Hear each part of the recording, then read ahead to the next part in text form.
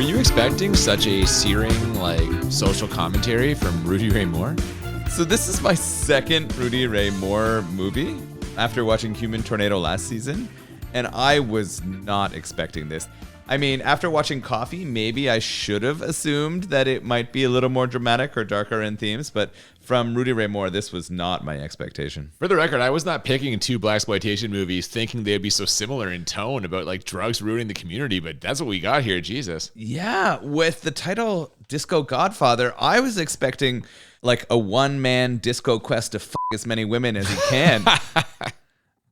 There was surprisingly little sexuality in this. None at all. After watching Human Tornado and seeing how much he bones down and women want to bone him, I thought that was going to be the plot of this movie. Yeah, it was not, though. Welcome to Bad Movies and Beer. I'm Cooper. I'm Nolan. And we thought today we were going to be talking about a lighthearted, hilarious Blaxploitation vehicle from the legendary Rudy Ray Moore. But instead, we got, again, just this very anti-drug social commentary about how PCP is fucking up the community. Yeah, angel dust is not cool. It's whack. That's what we've learned.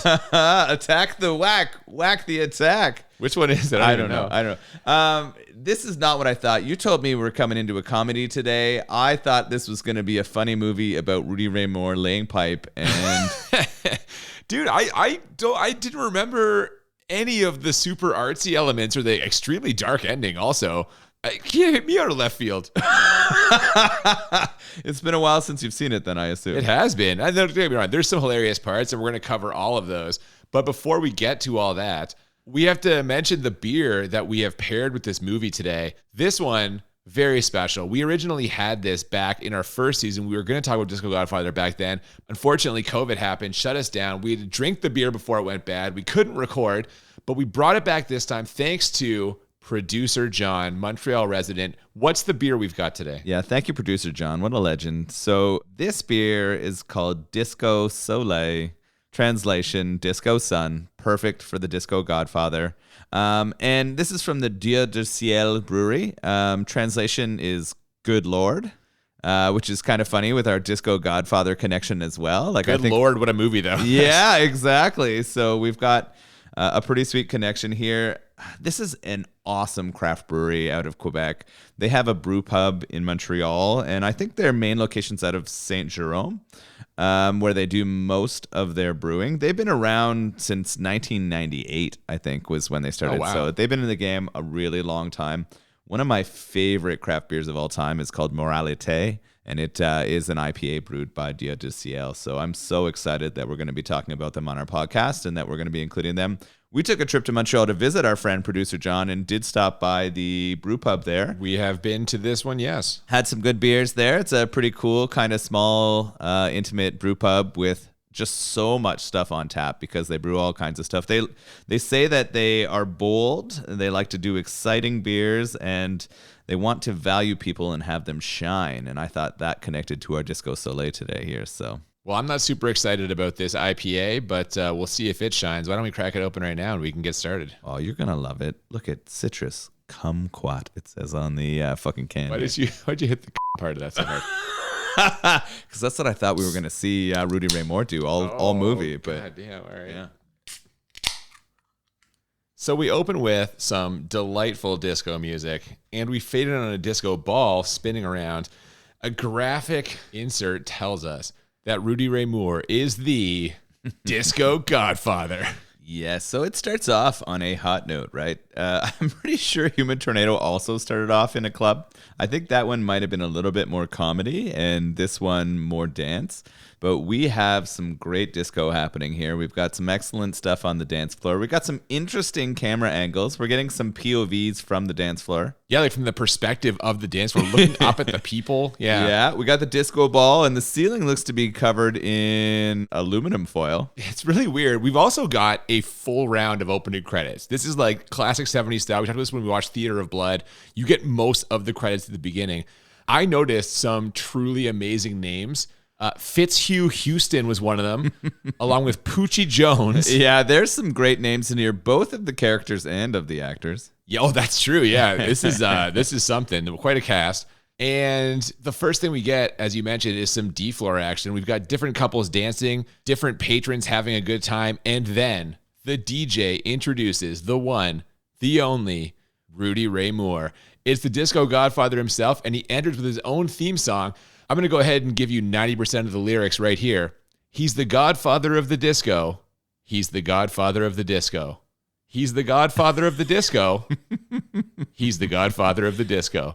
That's about it. That's most of the song. So at this point, I'm fucking loving it, right? Yeah, we exactly. come in. He's wearing this glorious blue jumpsuit. Like, it's got it cut down right to his fucking It's the deepest V you can possibly have. Yeah, like, if you go any deeper, his going to be hanging above the V. He could pull it out if he wanted. Like, it's one of those where it's kind of just like suggesting it's available to come out, and it's not really. It's all sparkly. You see his full, glorious, like, not terribly fit body, but what we know about Rudy Ray Moore is he doesn't give a fuck. He's a confident man. He'll hang it out there. Yeah, and so I'm enjoying this so far. They call him the Tower of Power, the man of the hour, and he gets up there and he starts rocking the mic. Yeah, he slides into the DJ booth and he's firing off some of those trademark Rudy Ray Moore rhymes. He also encourages all of the dancers to put your weight on it, put your weight on it, put your weight on it. What does that mean? What does that mean? I'm not sure. It is definitely the sort of most common line that he throws out there when he is being the Disco Godfather, right? And it's hilarious. I'm loving the put your weight on it. I'm loving the dancing and the mood that started right here. It's pretty good. He calls in his crew to sort of hit the dance floor a little bit. God, at different points in this movie, much like in Human Tornado, we see these different like performances. It's almost like this movie's like a variety show almost. Now it's like, now watch these dancers. Now hear this person sing. Here's someone else to tell jokes. It's just this like stream of like performers who just do their thing, and their thing is so oddly of this era. It's like of the 70s. It's interesting because it's not something that you expect to see in a movie, right? Like you said, it feels more like a variety show. I was kind of ready for it this time. I think it took me aback in Human Tornado because I was like, what the fuck? Yeah. Like, isn't this a movie where we're supposed to follow characters through a plot? And then we would get all of these interludes of comedy or dancing or other stuff, and I would be confused by it. Yep. But I was ready for it here. This is just trying to set the mood, get the audience going, get everybody kind of happy and into a groove. And so far, things are great. They are, but in the middle of all of these people having a good time, we see one group that doesn't seem to be enjoying themselves, kind of a tougher looking crew. There's a little drug talk in there, but eventually one of them, Bucky, he gets lured out on the dance floor by his date, and they seem very much in love. So right away, I'm like, that guy's fucked. It's not going to go well for him. Oh, so I was on the other side. I wrote down that Bucky's getting lucky. Like, I thought this guy was going to head off with his girlfriend, but they were setting him up for a fall quickly here. Oh, buddy, every Blaxploitation movie, it's like the friend or the relative of the main person. Something horrible happens to them that launches the whole plot. And we do find out he is Rudy Ray Moore's nephew. He is the nephew of the Disco Godfather. And he's kind of fallen in with the bad crew here. Yeah, there's a guy called Richard, I think. That's kind of a buddy of his. So Dick wants him to go try some drugs. And we don't know exactly what it is. You and I were sort of throwing out some guesses. We were like, is it crack? Is it cocaine? And you threw out PCPs here. And I called it. I was right on, man. Yeah, his lady friend sees him. They're outside, and Richard, or Dick as you called him, tries to lure Bucky into this ridiculous car. It's the most 70s sort of like over-the-top interior you could ever imagine. More than the car in Predator 2. Remember the car in Predator 2 that was like King Willie's? It's even more than that. Oh, I don't know. That was a pretty special car. No. This one is more opulent. It was pretty awesome, yeah. Long story short, Bucky's lady knows if he gets in this car, bad stuff's going to happen. And she even runs back into the disco to tell his uncle, who is very concerned with exactly what Bucky has had. Where is Bucky?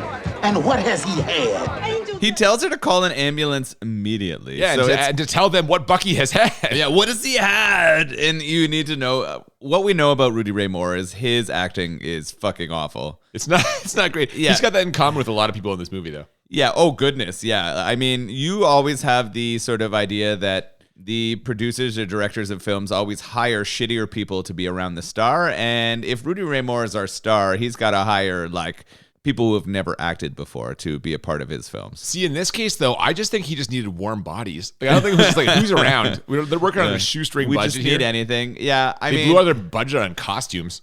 We know he pays for a lot of these movies himself, right? Or he tries to like almost crowdfund these things. So I don't fault him for that. But yeah, so we get some really bad acting. We get her panicking and him sort of freaking out about what kind of drugs he's taken. And then Bucky... What has he had? Yeah, Bucky makes an appearance in the club. Yeah, whatever Bucky has had, it's not good because he stumbles in, he pretends to dribble a basketball and thoroughly freaks out before getting hauled off to the hospital by a team of paramedics. And this is the first instance where we get these kind of artistic cutaways to the hallucinations that Bucky, well, now it's Bucky, later on it'll be someone else, is experiencing. And we're both just kind of like, Jesus, like they're making a solid attempt at this. Yeah, so this changes the theme really quickly for me, right? From my expectations of this being like a fun disco movie where he's just trying to slay, turns into a movie where drugs are really fucking people up. We get this cut of like the Disco Godfather turning into a skeleton / zombie woman for our character Bucky, right? Like he's trying to help him, but what Bucky sees is these like creepy skeletons. We both fucking shit our pants laughing though the first time it happened. Oh yeah, the transition is incredibly sudden and hilarious because it's like a doctor's office skeleton. It's not like it's not very well done. It didn't go well. It reminded me of the sort of quality of horror that we saw in Deathbed from our very first season. That's fair, yeah. Right? Like just super low budget, using mood but not really effects to make you sort of feel the scariness. No. Now, we get a little scariness in the hospital. This hospital they take Bucky to, it's basically a black version of One Flew Over the Cuckoo's Nest, only all the people are on PCP. And yeah, this drug is like the scourge of the community, and we see from more of these artistic cutaway shots that it has a very tight grip on Bucky. This is weird. So this place where they go, the sort of hospital where all these people who are suffering from PCP addiction or overdoses, is a strange place. I like the connection to One Flew Over the Cuckoo's Nest because it definitely shows a lot of people who sort of aren't connected to reality. They show some dark sort of backgrounds of some of the people. One was a woman who served her 4-month-old child to her family. And then we see a younger girl who's sort of struggling and her family is there, her mother, and then a bunch of sort of religious people deeply who are trying religious, to save her. Yeah. So we're getting some interesting connections here. They transition to Bucky in a bed too, and he's still sort of struggling with demons, but he seems to be apart from all of the other people who seem to be long-term connected to the PCP issue. Except they have him strapped into the bed, so he must not be doing that well. Yeah, so this is where it started feeling a lot like Coffee. You mentioned the connection between our other one, and we go from what we think is going to be, or what I thought was going to be sort of a lighthearted fun movie, to Rudy Ray Moore going to fight the PCP trade. He's going to use his knowledge of the streets to help him. And what we find out is he even has more knowledge than that. He was an ex-police officer. Yeah, he decides he's going to clean up the streets, so he heads to the police station to see kind of what they're doing about this angel dust situation. He's also there to let his old lieutenant know that he's going to be investigating this on his own, and he doesn't want any interference. The lieutenant agrees, and as he picks up the phone to make a call that he does not end up making, he gives this serious monologue about how there's only 3 things you can do to piss off the Disco Godfather, and one of them is to mess with his family. He's going to turn over every stone in this city until he finds a main man. When he does, all hell is going to break loose. They never tell us what the other 2 are. This monologue is hilarious, right? He's trying to set the scene for what's happening. It's also funny that the lieutenant, and I mean, this is probably social commentary, but the lieutenant is a white man. With dead eyes. Dead eyes, for sure. But the one thing that's pretty cool about the Rudy Ray movies is almost all of the actors are black. I think he's the only white guy. Other than one guy we see in some of the disco scenes kind of dancing, there's no other white characters in this movie. Which is awesome for the time, right? Even today, that would be to say something, right? To see those kind of movies. This is the Blaxploitation genre. This was just representation on the screen, which is why audiences put up with movies of, let's say, dubious quality, and I would definitely include this one. Yeah, but it's interesting they chose him to be white because he was the lieutenant, right? They wouldn't put a black man in that role at the time. And I guess that is social commentary in some way, right? In this case, I suppose, but there's other Blaxploitation movies where there is a black actor in a prominent role as like a lieutenant or like a chief of whatever. So it's not unrealistic. The part that kills me is the lieutenant never makes the phone call. He picks the phone up, turns to the camera, starts talking, and then we see him hanging up the phone as he's wrapping up this monologue. Like, Has that never Where's the happened to you? continuity editing? Have you never sort of picked up the phone to call someone and then gotten into a conversation and then forgotten completely who you were trying to call? That's one of the many pre-cell phone issues with this movie. Picking up a phone to make a call, you know what I mean? Like, that's so weird. It is funny. Well, the fact that all the phones were rotary dial, they had were. to fucking They spin were. the rotary. It definitely aged it for sure. Back at the disco, we meet a lady reporter who is there to report on the disco dancing craze.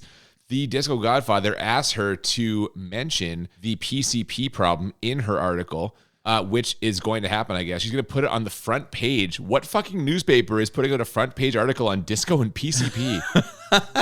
It is true. It was funny how she just threw that line out there. Obviously, she's going to make it a big story, or that's what she's trying to say. But I would assume like the stories that get into Los Angeles newspapers have to be a big deal. Like that's a really huge place. Yeah, we don't know what paper she's writing for, but I'm guessing it's not like the Los Angeles Times. Either way, we get now just an incredible fight scene.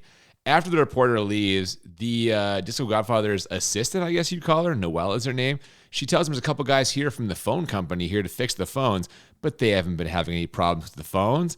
So he rightly suspects that they are there to spy on him, and he marches into his office and basically starts fighting them in the most hilarious way.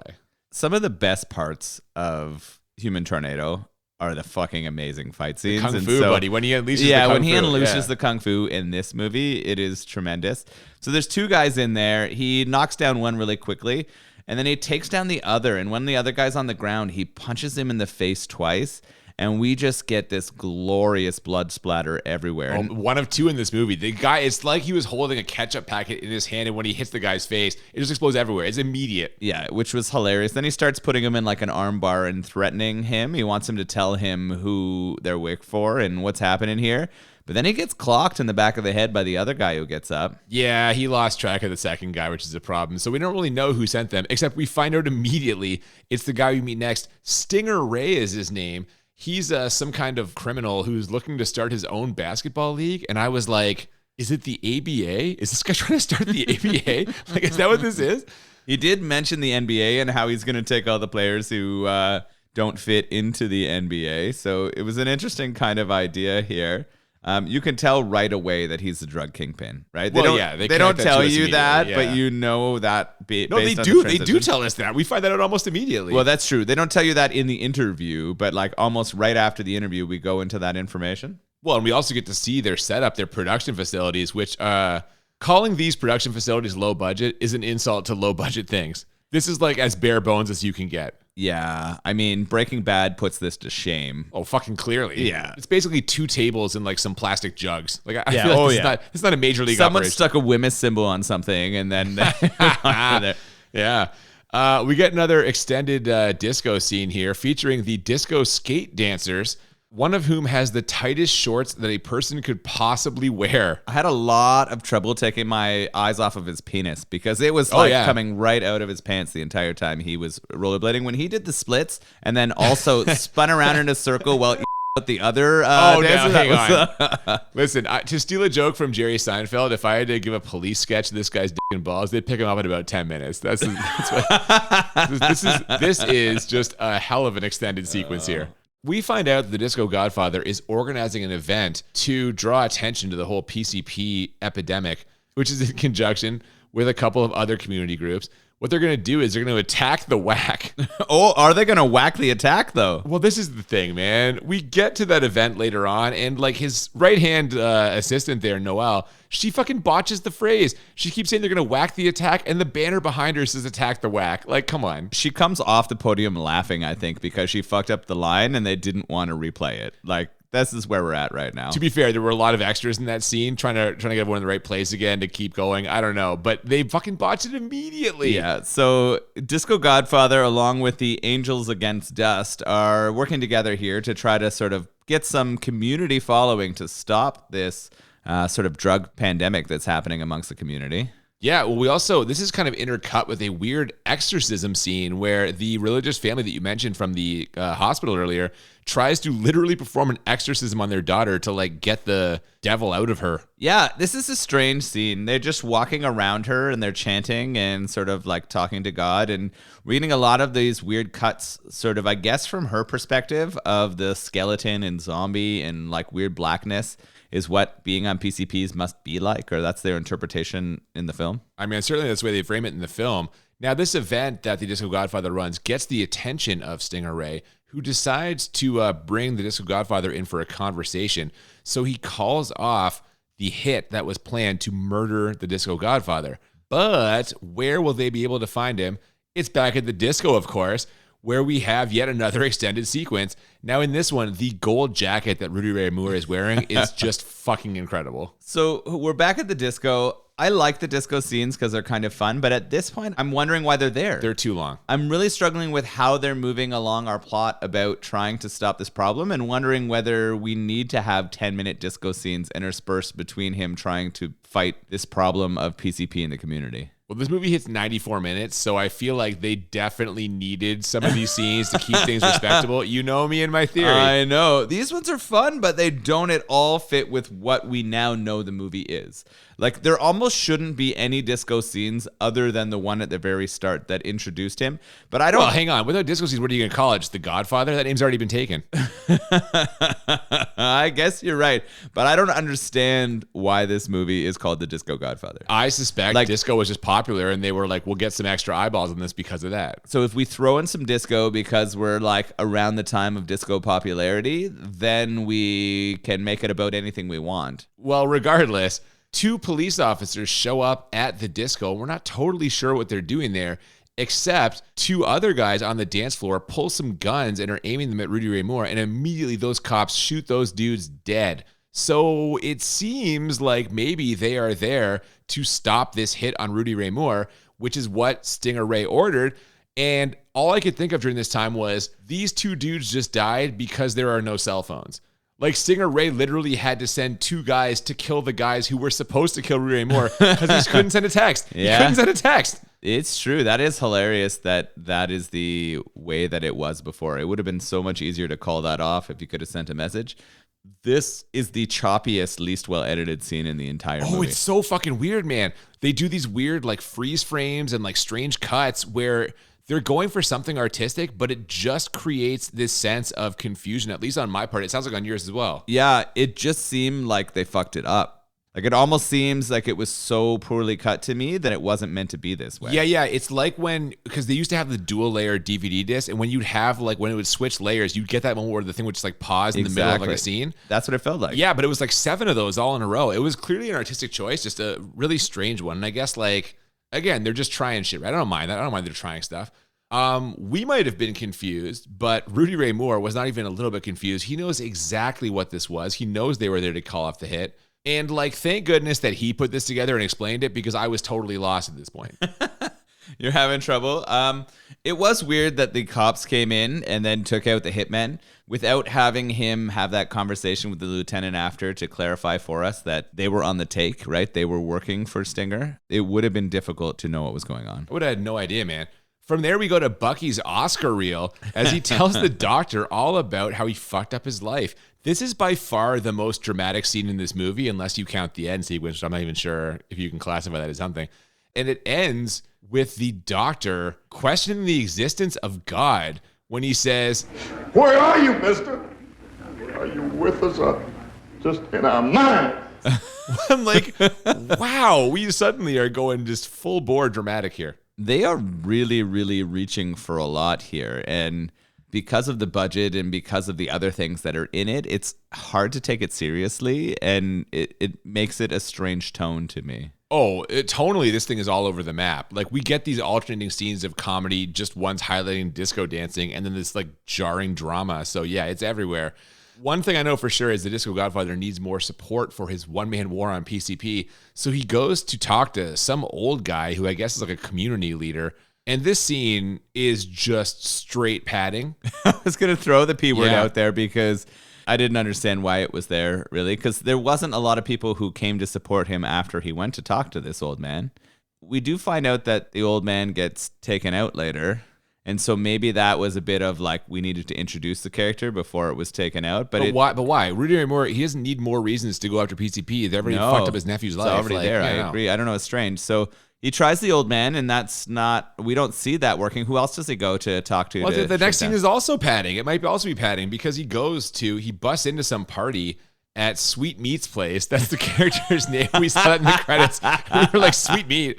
What? I love the name Sweet Meat, man. I thought it was going to be a female character, but... it was not. No, that shows you. Don't make assumptions. I know. No, the Disco Godfather thinks this guy's part of the problem, but he isn't, I guess. It's not clear. Rudy Ray Moore does find a pile of what I thought was cocaine on a Saturday Night Fever soundtrack album, and he just blows it away.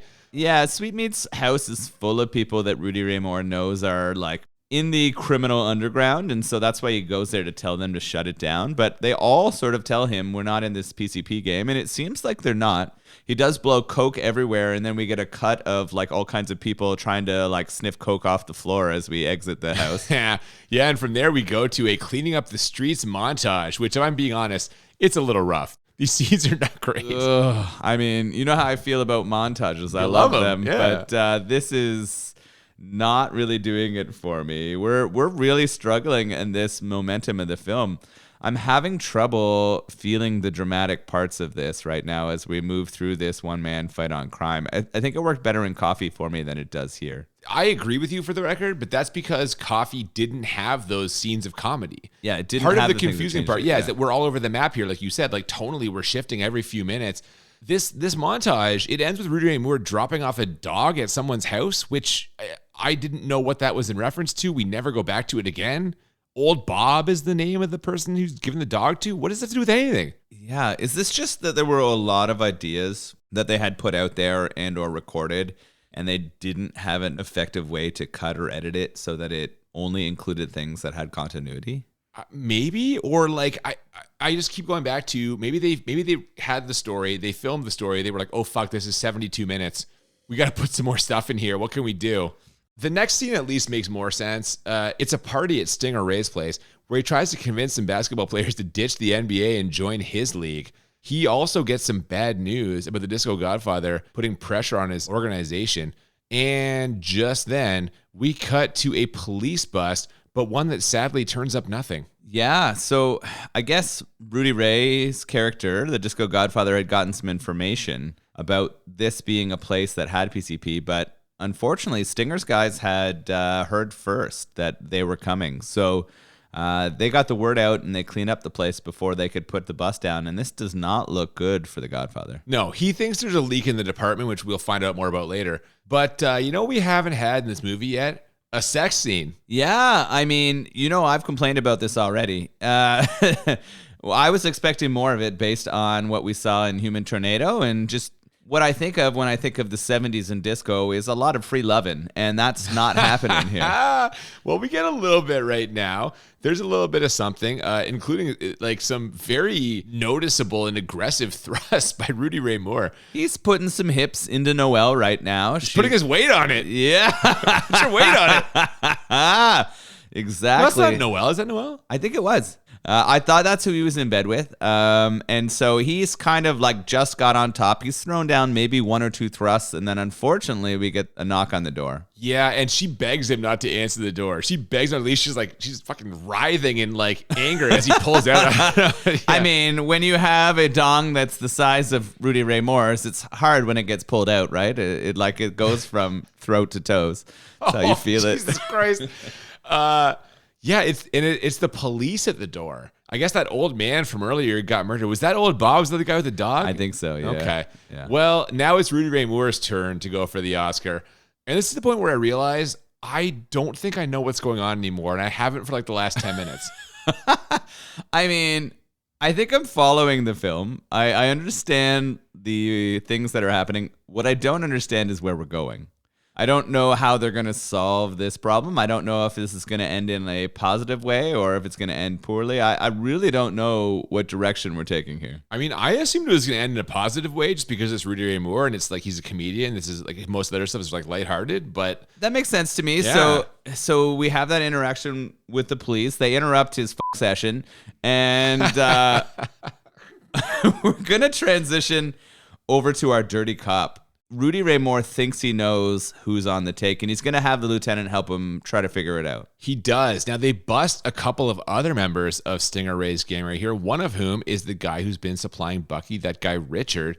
And from there, Rudy Ray Moore, he's been obsessing about the badge number. He noticed the badge number on these cops showed up at the club, and with the lieutenant's help, they figure out one of the men involved in this. It's an officer named Kilroy, and they summon him to this apartment, which by showing up, it proves he's dirty, and now they've got him. They've got him like dead to rights. But what does he do next? This is a rapid transition, right? They catch Kilroy, they figure out who it is, and then all of a sudden we transition back to Kilroy's girlfriend in their bed.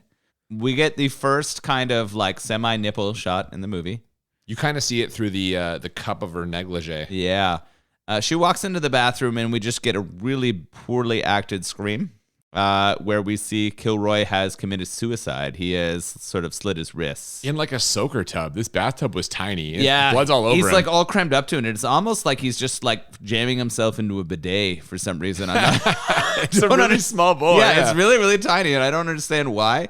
But I guess because they've found out that he's in on it, he killed himself. I didn't understand that. Yeah, he's going to go to jail, and as a cop, you can't go to jail because you'll get like assaulted or killed in jail or worse. So I don't know. So he just ends it, I guess. So he ends it. But why did they let him go? They had him. Yeah, I don't they know. They caught him. It's like, really how did he confusing. get out of there? They don't explain a lot of things in this section.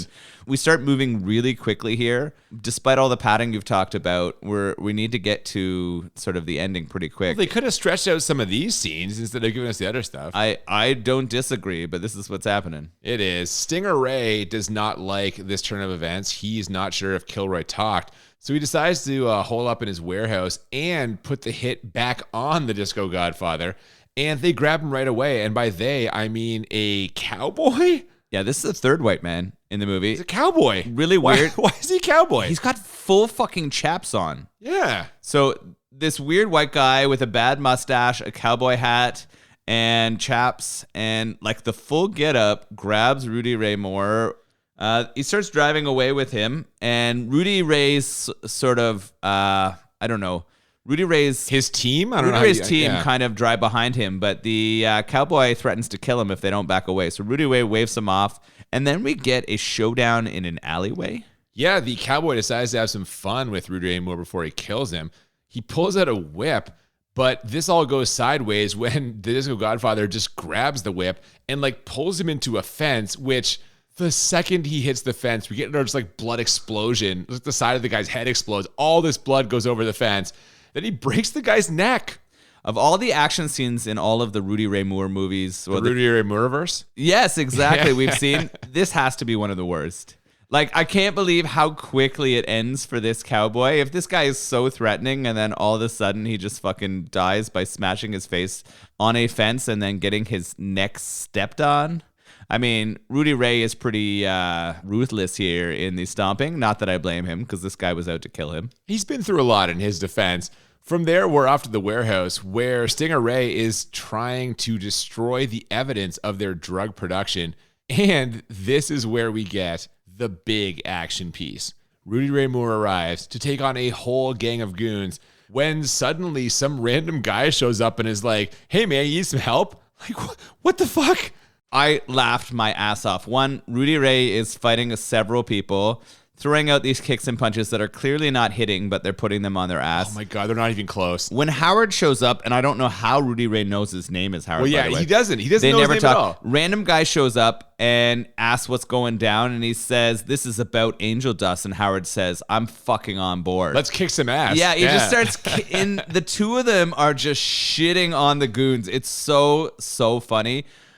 This is a +1 to enjoyment for sure. Yeah. Just having this scene in the movie made me so happy. This is what I wanted more of. Yes, like, I if this agree. whole movie was Rudy Ray Moore like pulling off this stupid kung fu shit and having random people get his back and also kick ass at the same time is so good. I wish there was more of this. And we got a ton of that in The Human Tornado. But yeah, this is kind of like the first one of these scenes. And it is great. They mow through like 12 dudes. But then, like, this is the low budget part that kills me. At one point, we get footage of Rudy Ray Moore like running into the warehouse. We only see the back of him. He's clearly not like talking or looking at anyone, but we get what is obviously post-produced audio of him being like, Thanks, Howard. I'm going in for Stinger. You take care of these jokers out here. even though Howard never told him his fucking name. The guy never says his name. No, Howard is just a sick ass kung fu man in a fucking blue jumpsuit. Like, that's all we really know. But I love that. I guess maybe they know each other. Like, that's the only thing you can determine from this thing is somehow they know each other. They don't connect this in a way that makes sense. They don't tell us his name. We can't assume. We can't make this leap. This only needs to make sense to Rudy Ray Moore. It doesn't need to make sense to anyone else because who are these movies for? Rudy Ray Moore. Yeah, exactly. But also us. I'm enjoying this. Oh, I'm not saying I'm not enjoying it, but who is this movie made for? It's Rudy Ray Moore. It's a fucking jerk off session for Rudy, and I love it. Well, now Good for Rudy. he's got an artistic vision. I don't fault him for that. Rudy. I agree. He rushes into the warehouse, and this is where he's going to square off with the biggest and baddest of Stinger Ray's goons, a guy by the name of Doomsday. You mean Chainmail Mungo Jerry? I was going to say he's huge, and he's got basically a chainmail version of Mungo Jerry's shirt. I'm so excited. You don't know how happy I am. I was listening to In the Summertime the other day because you know who's awesome? Fucking Mungo Jerry. That guy kicks ass. God damn it. Apparently, this guy Doomsday has never been defeated. And he takes out the Disco Godfather. They go back and forth a little bit, but Disco Godfather just can't bring him down. He knocks out Disco Godfather, and they try to kill him or cause him to freak out at least by attaching a gas mask to the Disco Godfather's face with a hose that is just piping PCP into the mask.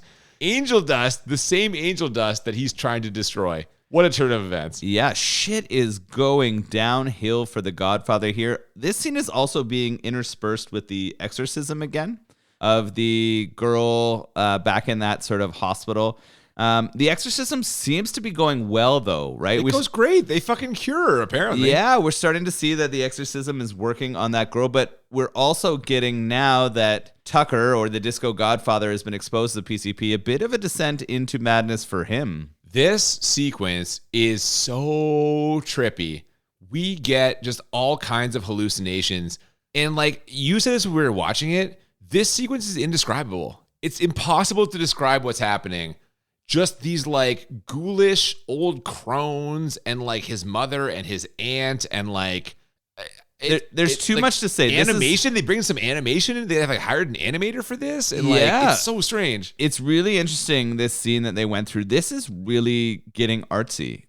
Just really interesting and scary cuts. We get a lot of him screaming here or reacting to the scary things he's seeing, which is, I mean, we get a lot of expression out of Rudy Ray Moore, and usually it's in kung fu and or like pleasure. And lovemaking. Yeah, not in fear or like agony or strange moments. So it's interesting here. He really goes for it. We get a lot of him screaming and reacting. It's deep-seated emotional stuff. It's really artsy. Like this feels like an attempt to reach beyond what would be his traditional audience, or maybe he feels like his audience like wants something that's a little different. Yeah, maybe PCP was actually a massive concern. He's trying to shine a light on it because this whole thing is like a PSA for like, you know, not smoking angel dust.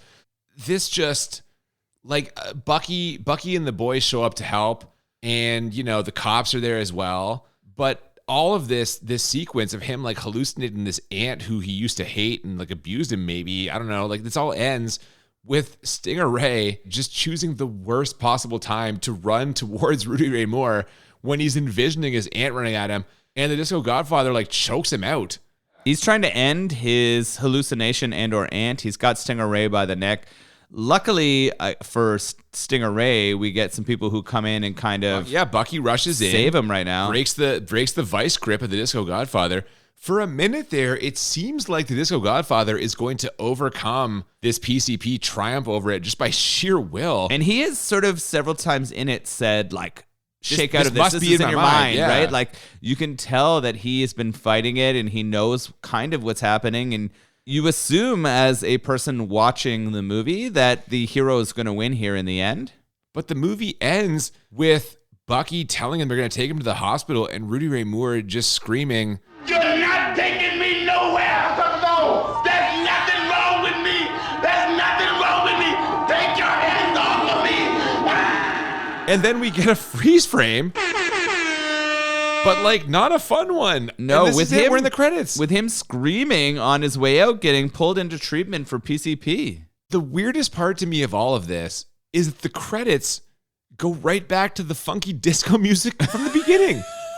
So, Like, if anything, you're gonna end on this Yeah. fucking like almost vaguely cliffhanger-ish. Like, is this guy fucked now because of this gas mask? Like, he tried to do a one-man war on PCP, but in the end, he's become a victim of it. Like, go to silence. Run the credits over silence, or like some like gentle piano music, Hello, something. darkness, my old friend. They couldn't afford to license that. Come on. But like the same like up-tempo disco music, I was like, what is happening? Yeah, it's a weird choice. I mean, It's bizarre. that tells you about the bounces around of themes in this movie, though, right? Like, it kind of epitomizes what this film is. But I mean, as I was watching it, I was kind of like, is this really well done? I don't know.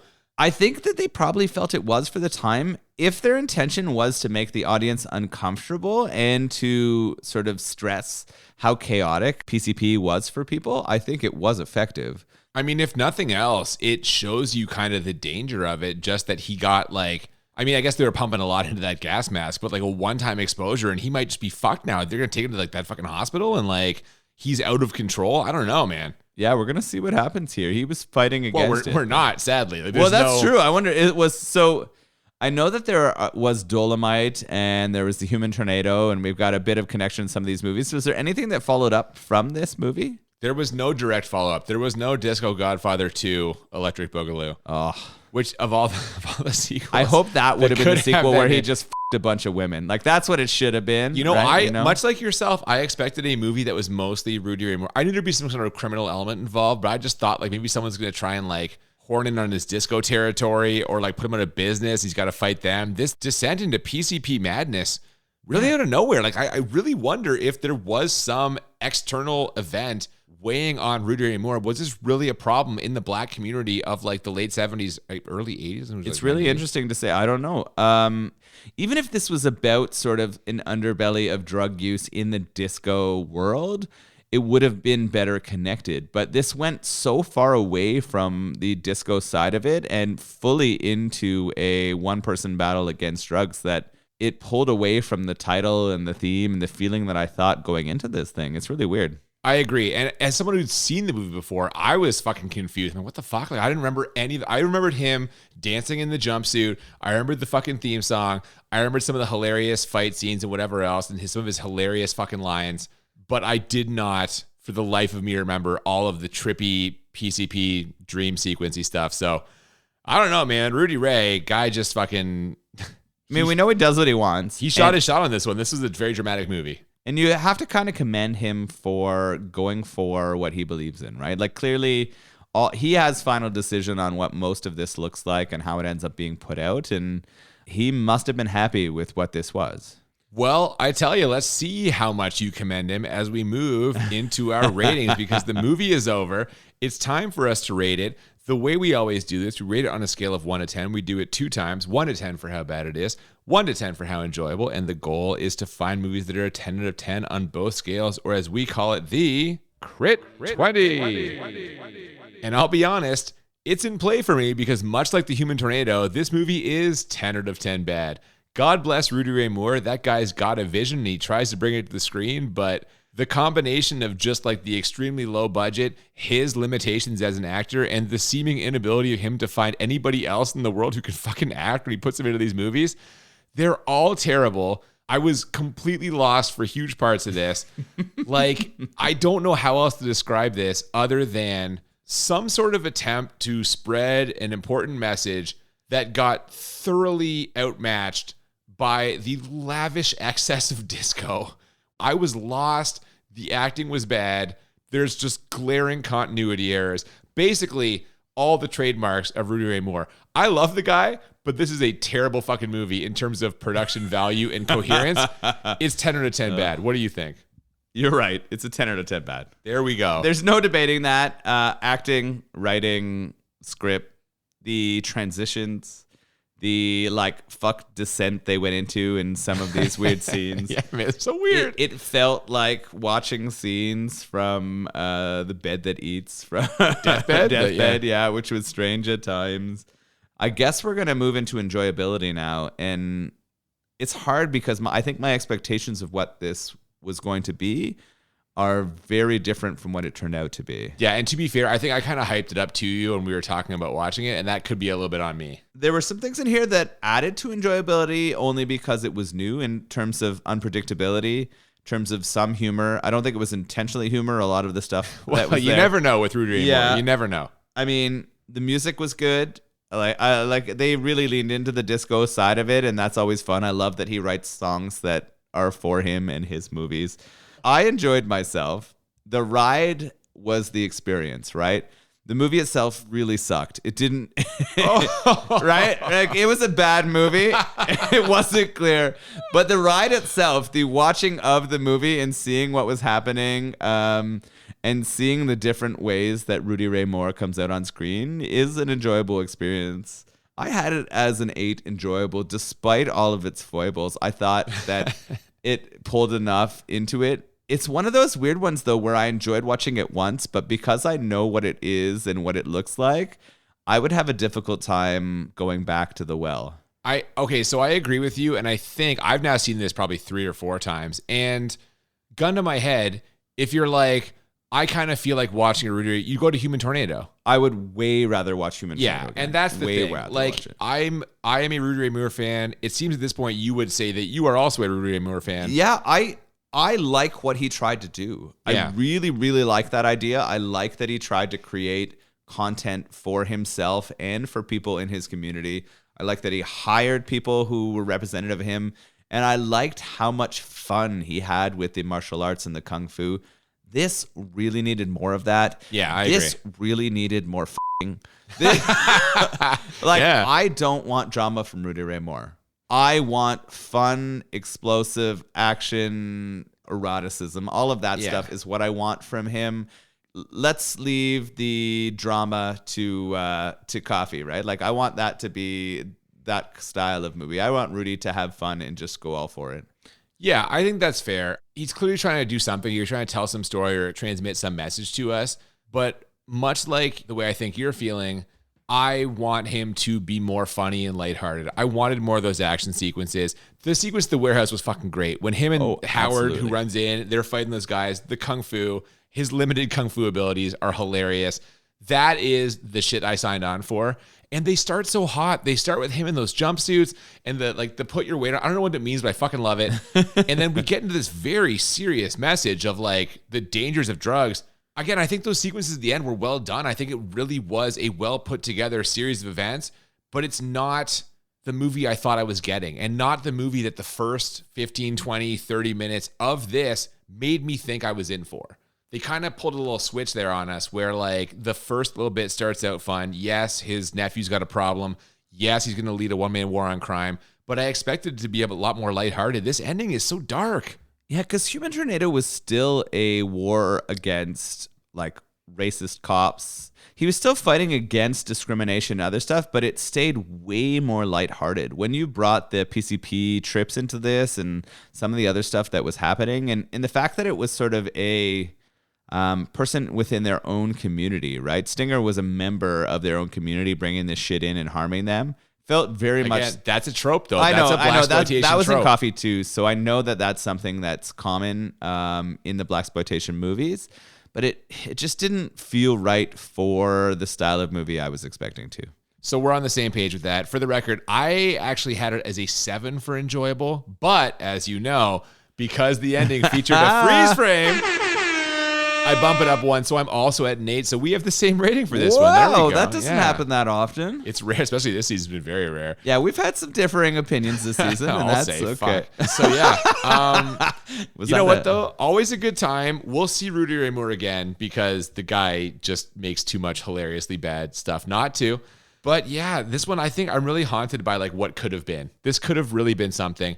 And unfortunately, I'm also haunted by this beer, the Disco Soleil. What? What? This is just not my kind of beer, but you're going to probably just fucking all over it. So why don't you go ahead? Yeah, the erection I was hoping to get from the movie came while drinking the beer because it was fucking delicious. This is the kind of IPA that makes my heart sing. The strong citrus notes were wonderful. I'm not so sure that I can tell a kumquat from another citrus fruit, but it definitely was there for me. It is a cloudy, very IPA, very hop-focused beer, so I know that this isn't kind of down your road, but I really, really enjoyed myself. I have a second can sitting beside me, which I'm looking forward to cracking into shortly, and I highly recommend Dieu du Ciel if you get a chance to drink any of their beers. Listen, man, I enjoyed when we went there in Montreal, but this particular beer is just not in my wheelhouse. The hazy IPA, those are just words that make me cringe the same way that the lack of nudity in this movie made you cringe. It's just not good. I don't like it. I'm still hopeful that one day that you're going to have a hazy IPA hit your lips and it's going to give you the same kind of feelings that it gives me. Based on the number that we've tried in the course of this podcast, I can pretty confidently say I don't think it's going to happen. Here's something else I can confidently say. Next week's movie is going to be a real crowd pleaser because I know that we have a lot of listeners who, much like ourselves, are nerds at heart. And next week's movie is going to be probably one of the nerdiest ones we've ever done. Next week, we're going to be taking a look at one of the Star Trek movies, the original ones with William Shatner, specifically Star Trek IV, The Voyage Home. Oh my God, I'm excited. Yeah, this one is basically a comedy with the cast of Star Trek. Really? They travel back through time to Earth of the 1980s. It's a kind of a hilarious fish out of water thing as they try to like bring their futuristic sensibilities to 1980s San Francisco. Oh my goodness. Yeah. I'm very excited. I was a huge fan of The Next Generation. That was definitely the one that I had watched them all, but I have seen a lot of Star Trek in my day. Were you a Star Trek fan? So my brother is an enormous Star Trek fan, and he would tell you that Star Trek 4 is not a bad movie. I disagree with him in that regard, but we were always as kids, he'd be like, Next Generation would be on every single day, so I kind of got a lot of it through osmosis. I am a Captain Kirk guy over Captain Picard. I like William Shatner's, action first fucking attitude. I know that's a not popularly held opinion. Either way, you looked at me with a little side eye because you looked at me with the look of like, what the fuck? Yeah, Kirk. Kirk is the less cerebral of the captains. He takes action. He's a man of action. I like it. He's a man of action like Rudy Ray Moore is in most movies. He also fucks a lot of aliens. So like Rudy Ray Moore does in a lot of movies, so I like exactly. it. Either way, we're going to hopefully prove my brother wrong next week when we watch it and talk about how bad it is.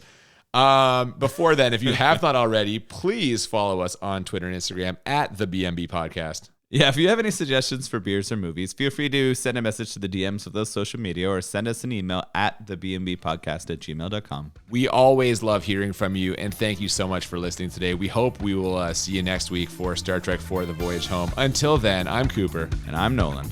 And we'll see you next time on Bad Movies and Beer. Put your weight on it. He's the godfather of the disco.